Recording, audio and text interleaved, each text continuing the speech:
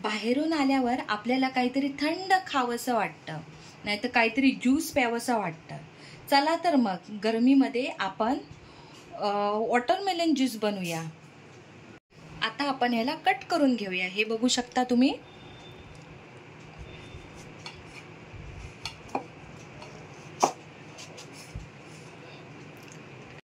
हे बघू शकतात, मस्तपैकी लाल वॉटरमेलन आहे.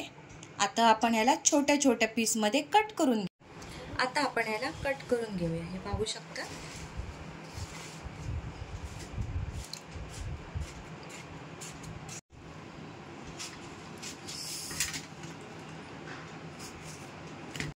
आपण हे मिक्सरचं भांडं घेतलेलं आहे.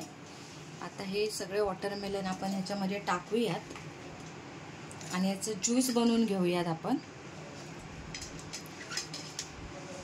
बघू शकता हे टाकलेले आहे. आता ह्याच्यामध्ये आपण थोडीशी साखर टाकूया. आता आपण ह्याच्यामध्ये 2 चमचे साखर टाकूया. वॉटरमेलनचं हे सगळं आपण आता मिक्सरमध्ये बारीक करून घेतलंय.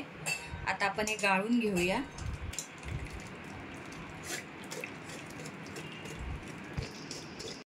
बघू शकता हे आता व्यवस्थितपैकी त्याच्यातल्या बिया बाजूला झालेल्या आहेत. आणि हे बघा आपले ज्यूस आता आपण हे तयार केलेले आहे. बघू शकता. याच्यामध्ये आपण आता थोडंसं दूध टाकूया. सब्जाच्या बिया आहेत त्या मी आता 10 मिनिटं झाली, 10 मिनिटापूर्वी पाण्यामध्ये भिजत टाकलेल्या. आता ह्या थोड्या आपण याच्यामध्ये टाकूया.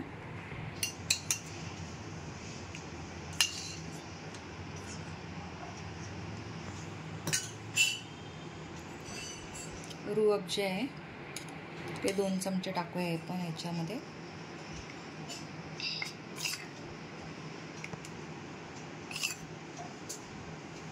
आता हे सगळं आपण व्यवस्थित मिक्स करून घेऊया.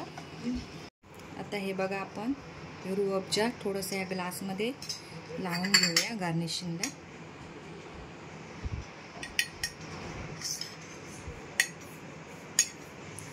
तर हे सरबत आपण ह्या ग्लासमध्ये काढूया. आता आपण ह्याच्यामध्ये काढून घेऊया.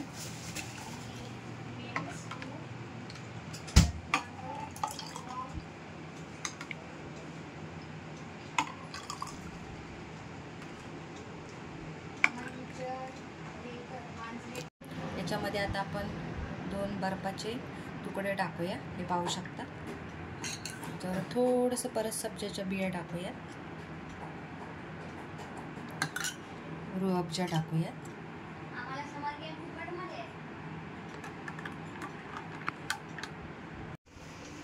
बघू शकतात आपला हा वॉटरमेलनचा ज्यूस रेडी झालाय.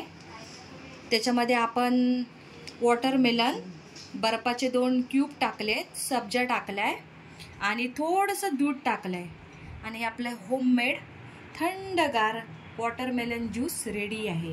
बाहेर गरमीतनं आल्यावर असं थंडगार ज्यूस जर भेटलं तर क्या बात आहे. चला मग तर तुम्ही पण हे नक्की ट्राय करून बघा.